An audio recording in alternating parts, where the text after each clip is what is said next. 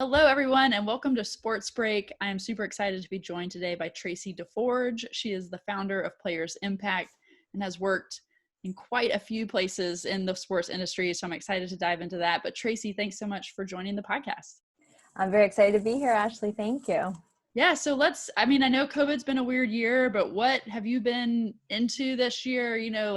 How is work going? What are you doing this year during the quarantine? Sure. Well, let me tell you first, I've been working on the Players Impact and growing that community of professional athletes. We've got an amazing roster of active, retired, and Olympic level athletes, all really coming together around empowerment in business based on a very peer-led environment. So one of the things that we do is vet and curate investment opportunities for our athlete community. And despite the pandemic being quite an uncertain time in the world financially, et cetera, we've managed to put a lot of really exciting investments to work, including Triller, Robinhood, Nom Nom, which is a pet food company. We look at deals across all sectors and across all stages. So that's one thing. And we've really been able to focus without having events to plan. We've been able to really focus on building out our platform, the technology side of what we'll be doing to help bring this community together even further. I love that because I do feel like something that people forget sometimes, especially if you're not an athlete, is that to retire relatively young is the thing in sports. Like by 40, 45, usually everyone's retired as a professional athlete, and there is so much of life left to live. So I think what you guys are doing is amazing, and really helping people succeed after whether, they've been known for what they've been doing all of their lives. Thank you. Yeah. I mean, I remember experiencing it as a Division I athlete coming out. I didn't have one of those lifestyle sports that you could just go, play a game of pickup soccer or go play tennis, right? I was a thrower in track and field. So it wasn't like, I could go out on a Saturday and throw my discus around the field, a very different sport that I had spent 8 years getting to that point. And while I never, dreamt of going on professionally or even to the Olympic level, it was part of who I was. And it was, there was a hole there in figuring it out. So I believe that, on the professional and Olympic level where they spend so much time on their lives perfecting their sport, that it's difficult to think about life after sport. And so it's important for them to remember that, you're potentially one injury away from retirement, and you should know what's next, or at least have that, community sticking around you to help you through what's next. Yeah, 100%. Well, I love that you mentioned you were a discus thrower. So I'd really like to hear, about you. What sports were you into growing up? How you got into discus? I mean, that's pretty cool and unique, I feel. So yeah, tell us about that. Yeah, sure. I have an interesting, I suppose it's interesting, fact that I never played sports growing up. I didn't come from that background. It was in 9th grade when I was in high school. I went to check out, what is this track and field? And I picked up a discus, and as I believe coaches in life are so important, sports in general play such an important role. But at that moment, I had a coach look at me and say, "Oh, you're a natural. You need to be doing this." I didn't even know what it was before I had touched it that day and had no real idea what I was doing. But that little bit of encouragement got me to try it and stick with it. And I ended up being pretty good at it, actually. So that, and that trajectory of being then in a team environment, still a little bit of an individual sport, but in a team environment, changed my life trajectory. That's amazing. And I do think track is so unique. It's almost like playing golf for college. You have your individual game that's so important, but it helps the greater team. So I'm curious what, picking up a new sport, having to learn it, training, what do you feel like that taught you as far as life lessons that maybe you still apply today? Oh golly, what didn't it teach me? You know, it teaches you failure. It teaches you commitment, dedication. When you fail, how to, with grace, get back up and do it again and just keep trying. You know, I think that sports taught you that you're going to have good teammates and you're going to have bad teammates in life. And how you interact with them is super important. And not one other thing, not related to discus, but from my marathon running, these words echo, and I can't remember who to give credit to for this, but it is about running your own race, like worrying about what you did to prepare for that day, worrying about like what your training regimen was, knowing how well or how unwell you've prepared, but not worrying about people passing you because you don't know what they're doing, what, you know, maybe they're off pace and they're, you know, they you don't want them to take you off your game. And so run your own race is one of the key things I've learned from sports in my career. I love that. I think that's so critical for entrepreneurs to hear, and even just business people. Like you can waste so much time looking at what competition's doing versus I know what I can control. Here, let's get this done today, and we're that much further ahead. You know, That's from exactly where. right. And that's that mentality that has brought me realizing how entrepreneurial I was, and been giving me the grit and the resilience to get through and run my own race, despite, you know, being told no 1,000 times as you're raising capital, or no, you know, not everyone's going to like your idea, and that's okay. If you know, you stick to it, you're going to figure it out for yourself. So Yeah, I love that. Well, and I think it's so neat that you mentioned having a coach speak into you, and, you know, that set you on a great trajectory because you have been a coach, an advisor, mentor in a number of accelerator groups, you know, venture programs. I'd love for you to talk a little bit about what that means to you to now get to be the coach, and, you know, any kind of things you think back on like, yeah, that meant so much to me. I want to provide that for these people. yeah, I do it because that's exactly, I mean, you're spot on. Having been given those words of encouragement and advice and shoulders to lean on in tough times is something that I'm so grateful for in my journey, that I'm anxious to give it back every chance I get.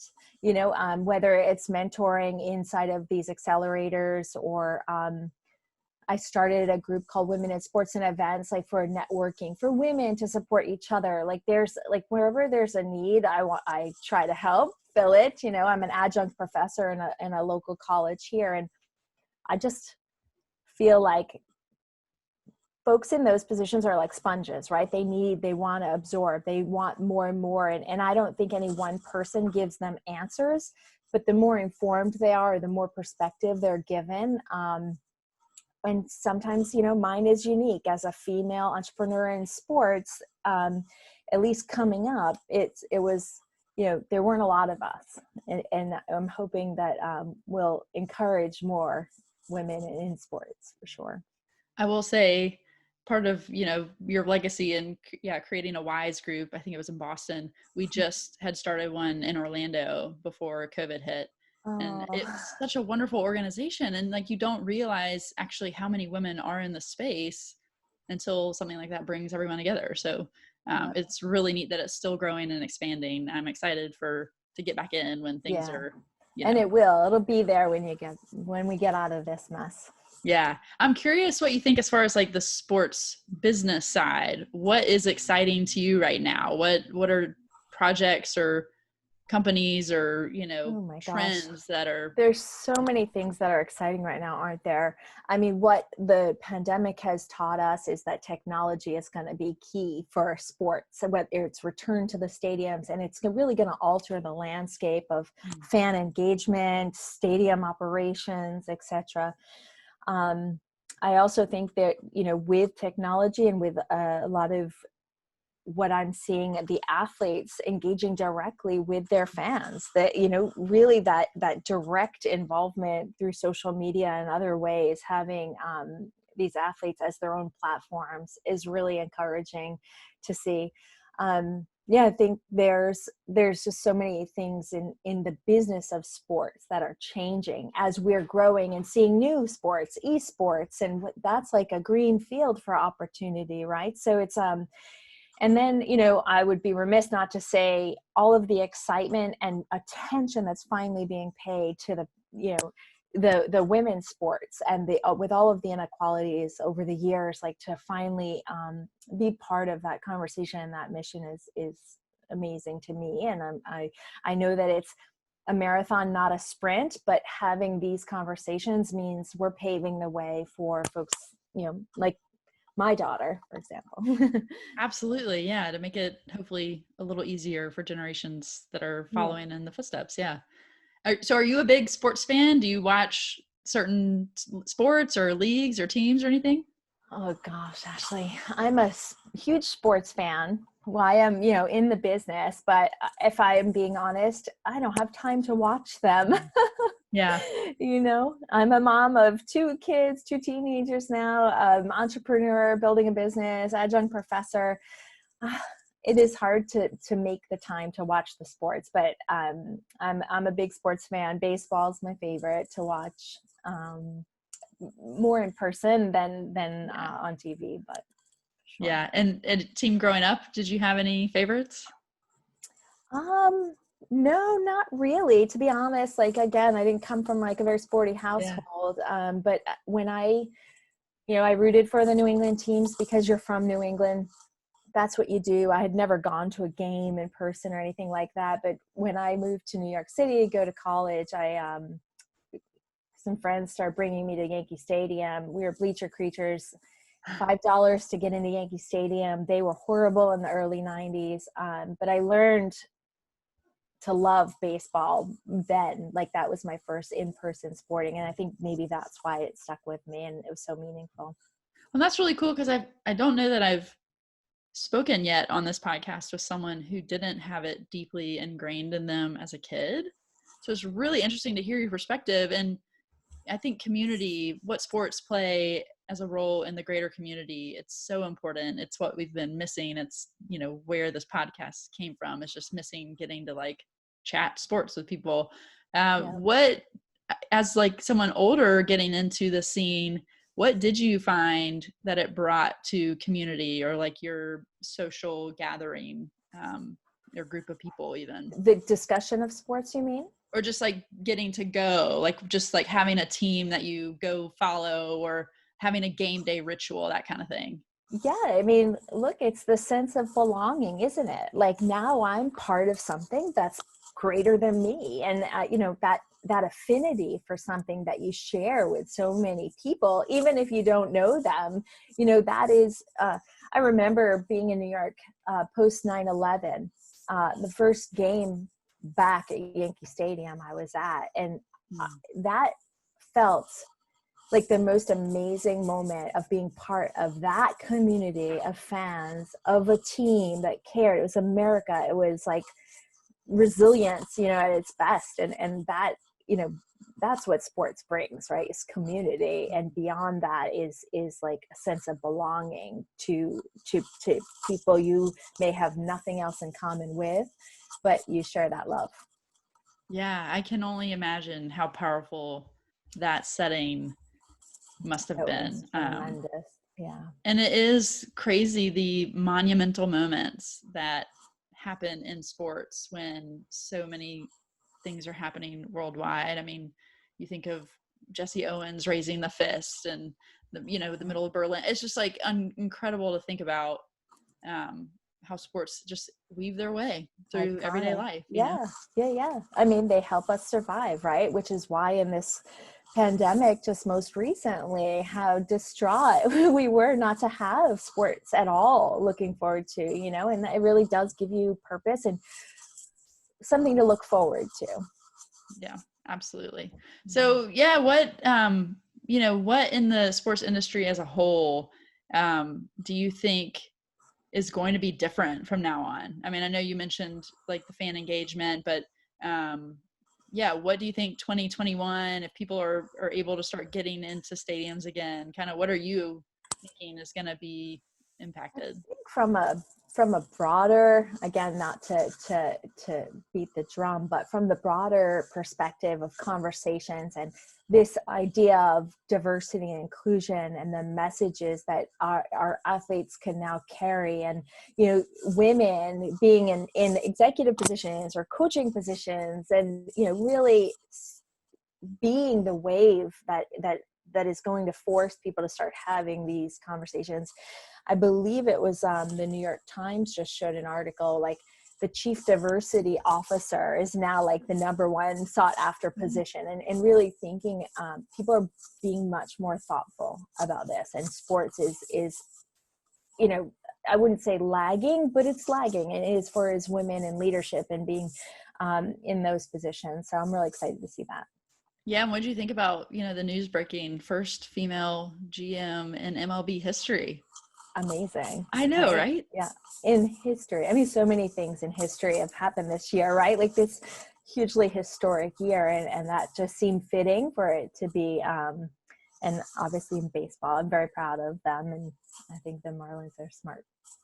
Yeah, it's always interesting to me how that conversation of, and it's a greater conversation, but it's nothing to consider a man being a head coach in a women's league or a GM in a women's league, but it's it takes a lot to get a woman advanced in either of those positions in a men's league. So hopefully it's just the beginning of people just belonging where they belong. So Yeah. And it's not easy, right? It's not going to be easy for her to sit in right. those meetings, but trailblazing for others. And that's really what is critical. It's just that, with every little victory, Yeah, got to celebrate. absolutely. So I'm curious, do you watch a lot of sports movies at all? Are you into, I know time is limited as far as like watching, but like throughout, the course Oh of your yeah, life, of course. I love sports movies. is there a coach moment that stands out to you? I feel like I can cry in any sports movie as soon as the coach starts doing the motivational speech. I totally agree with you. Just recently I rewatched this. It was a sad ending in reality, but it had that coach athlete relationship. Was $1 Million Baby. Oh gosh, yeah. and, and that one just, yeah, that one undid me. So, but the coaching is so important. I just recently, or not recently now, 2 years ago, I participated in a fundraising event that actually put me in a position of boxing. And the Haymakers for Hope, amazing organization raising charity for the fight against cancer, put me, someone who had never boxed before, with a trainer. And for 4 months, he, trained me to get in a USA boxing sanctioned match. And I realized how much I missed that athlete coach relationship. It was just, it just feeds you. It was amazing as an adult, with all my fears of doing a sport I hadn't done before, and to how much he calmed me, and that trust the process of what he was doing was even when I was like, this isn't going to help me, you got to trust the coach, and he made it an amazing experience for me. That's unbelievable that you signed up for, I mean, did you get punched in the face? Like, was it a Oh real? God, so many times. That's amazing. Yeah, it was a real match. It was amateur boxing level. Wow. So Have you kept up? yeah. Like, is that now like in your routine of working out or anything? So to be fair, it's not. I love the workouts of it, but I haven't thought about getting back in the ring. Yeah. Oh, that would be intense. I would bet. Yeah. Yeah. That yeah. Time limit. At my age, you kidding me? I mean, that's just amazing though. Good. I mean, and you're still letting yourself pioneer things, like taking up something totally new. That's amazing. I feel like that is not a trait that everyone has. So kudos to you. That's awesome. Thank you. Well, that's growth, isn't it? Like getting out of your comfort zone, and I am all about learning and new experiences. So That was awesome. Well, I really appreciate you joining us today for the chat. I'd love for you to tell folks, if there's anything coming up with the Players Impact that you want to promote, or ways to connect with you or with that organization. Let them hear. Yeah, please do. So first of all, would love anyone who is interested in our mission of empowering athletes, professional, active, retired, Olympic, etc. It's top secret, but we're launching a new initiative next year, expanding our community to include other very high achieving individuals in a different industry. We're going to be hoping to do some activations around the Super Bowl, and hopefully if the Super Bowl takes place, right, we got to worry about that. But yeah, they can reach me at Tracy, Tracy, at theplayersimpact.com, my website, theplayersimpact.com. We love interns. We work with a lot of, giving back, giving them the experience to work in our network. Happy to always consider interns. Awesome. We will put all those links in there, and just thanks again for joining us. Yeah, thank you so much, Ashley, for inviting me. It was great. I had fun.